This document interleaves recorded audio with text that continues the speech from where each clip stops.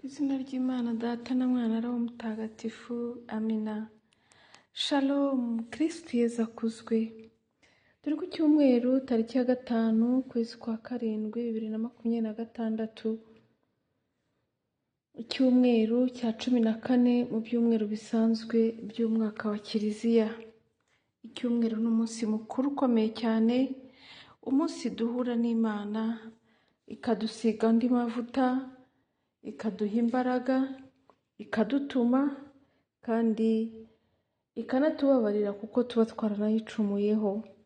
Ni umunsi kandi duhura n'abavandimwe, tukibuka ko turi mu rugendo rugana Imana, tukibuka ko dusangiye ubutumwa kandi tugasangira n'ifunguro ritagatifu, haba mu ijambo ry'Imana cyangwa se mu guhabwa umubiri wa Yezu. Iyo randevu y'urukundo ntukayiburemo. Isomo rya mbere turarisanga mu gitabo cy'umuhanuzi Zakariya, umutwe wa 9, umurongo wa 9 kugeza ku wa 10.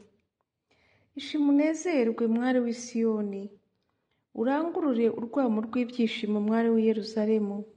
Dore umwami wawe aragusanze, ni intungane, ni umutsinzi, aroroshya kandi yicaye ku ndogobe, ku cyana cy'indogobe kikiri gitoya. Amagare y'intambara azayavana muri Efurayimu no muri Yerusalemu, n'amagare y'urugamba azavunagura umuheto w'intambara. Ibihugu bitangariza amahoro, ingoma y'izava ku nyanja igere ku yindi, ihere no ku ruzi igarukire ku mpera z'isi. Iryo ni ijambo ry'Imana. Bavandimwe, amahoro nyayo tuyahabwa n'Imana. Ibyo rero Imana yarabyivugiye, si ibyo tuyihimbira. Niyo mpamvu dukwiriye kwishima n'umwami w'i Siyoni, tukishimana kuko ibyishimo biturutse ku Mana bidutashyeho. Imana izashyira amahoro mu biremwa byayo, maze ikureho intambara kandi tunezereze kubera kubana nayo no kugendana nayo. Yerusalemu izuzura ibyishimo, havemo intambara, kandi Yerusalemu nshya ni twebwe, ni wowe, ni Kiliziya y'Imana, maze uhoraho atugwiriza amahoro, ayagwize no mu bihugu byose. Mu gihe isi ibuze amahoro, Nyagasani arayadusezeranya, kandi ayadusezeranya si nk'ay'isi, ya yandi aza agahita, ya yandi aza agurishwa. Hari amahoro y'amahimbano agurishwa, maze ukayabona umunsi umwe, undi munsi ukayabura. Amahoro Nyagasani yifuza kuduha ni amahoro arambye, ni amahoro ahoraho, ni amahoro adahanda. Naho amahoro y'iyi si arahanda. Bavandimwe rero, ntimukishimire amahoro ahanda kuko ntacyo yabamarira, kandi twararemewe ibintu by'agaciro. Ntitukihe rero kwakira ibiciriritse kandi natwe ubwacu tudaciriritse. Nyagasani niwe mahoro y'ukuri. Turazirikana Zaburi y'144. Naho isomo rya kabiri turayisanga ibaruwa Pawulo Mutagatifu intumwa yandikiye Abanyaroma, umutwe wa 8, umurongo wa 9 n'umurongo wa 11 kugeza kuri 13. Mwebwe ariko ntimugengwa n'umubiri, ahubwo mugengwa na Roho, kuko Roho w'Imana atuye muri mwe. Umuntu udafite Roho wa Kristo, uwo ntaba ari uwe. Niba kandi Roho y'uwazuye Kristo Yezu mu bapfuye abatuyemo, uwazuye Kristo Yezu mu bapfuye azabeshaho imibiri yanyu igenewe gupfa ku bwa Roho utuye muri mwe. None rero bavandimwe, turimo umwenda, ariko si uw'umubiri byatuma tugomba kubaho tugengwa n'umubiri. Kuko nimubaho mugengwa n'umubiri muzapfa, ariko niba ku bwa Roho mucitse ku bikorwa by'umubiri muzabaho. Iryo ni ijambo ry'Imana. Mperutse kumva ubuhamya aho umwe mu bantu yabwiraga abandi ati, njyewe sinteze kuva ku biyobyabwenge. Nabihisemo, ni uburenganzira bwanjye. Abantu bayoborwa n'umubiri, bayoborwa n'irari. Irari rikagutwara umutima, inzoga zikagutwara umutima. Ubu noneho ngo basigaye bagendana uducupa tumeze nk'utw'amazi ariko turimo icyuma, ngo niko babyita. Bavandimwe, ntushobora kubaho ugenda n'icyuma mu icupa ngo uzaba amahoro. Ntabwo ushobora kubaho usinda buri munsi ngo uzabeho. Ntabwo ushobora kubaho uri mu ngeso mbi zaragutwara ubu n'uruhande ngo uzabeho. Ntabwo ushobora kubaho mu cyaha ngo uzatunge amahoro, kuko ijambo ry'Imana ratubwiye ngo abagengwa n'umubiri bazapfa, kandi nta nubwo bazategereza umunsi wo gupfa, bazapfa bahagaze imbere yo gupfa. Imana rero iraduhamagara kugira ngo twakire ubuzima bwayo. Ntabwo ibiduhatira, ariko buri wese afite uburenganzira bwo guhitamo. Ariko byaba bibabaje uhitamo ibikwica kandi wararemewe kubaho. Dusabirane kugira ngo guhitamo kwacu kujye kuba kwiza, kandi Imana ibyo itwifuzaho tubibeho, kuko ni twebwe bigirira akamaro mbere na mbere.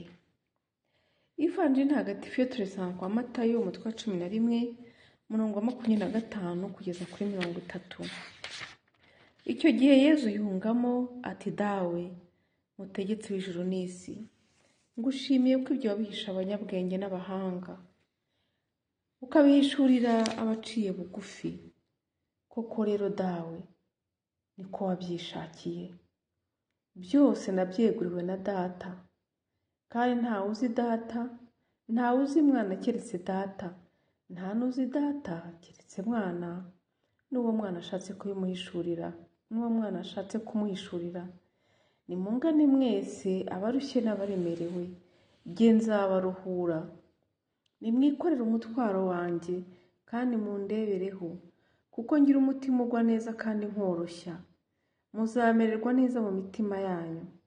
Kuko rero umutwaro wanjye uroroshye, n'ibyo mbakorera ntibiremereye. Iyo ni ivanjiri ntagatifu. Bavandimwe, ntabwo byoroshye kwikorera imitwaro y'iyi si, cyane cyane ko imitwaro irushaho kugenda iba myinshi. Ariko Yezu wadutoye ku bushake bwe, mu rukundo rwe, aduhisemo bitagira ikiguzi. Uwo ni nawe utuyobora inzira y'ijuru. Ni nawe utubwira uyu munsi ati, nimuze, nzi ko murushye, nimuze mbaruhure. Abantu benshi bashaka iruhuko mu bidashinga. Umuntu akarengwa n'ibibazo, akumva umuntu uzabimukiza ari umupfumu, ari ibintu bazamwambika, ari indasago bazamuca, udufaranga tukatumarira mu bapfumu cyangwa se mu bahanuzi, ibibazo bye bikarushaho kwiyongera. Undi ati, ngiye nkurushije ubwenge, akajya mu nzoga, akajya mu biyobyabwenge. Undi akajya mu buraya, agashaka urukundo.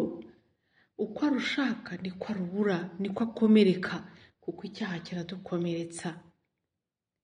Undi agashaka ubutunzi ku ngufu, akabwiruka inyuma, akabuharanira, yabubona ntabona amahoro.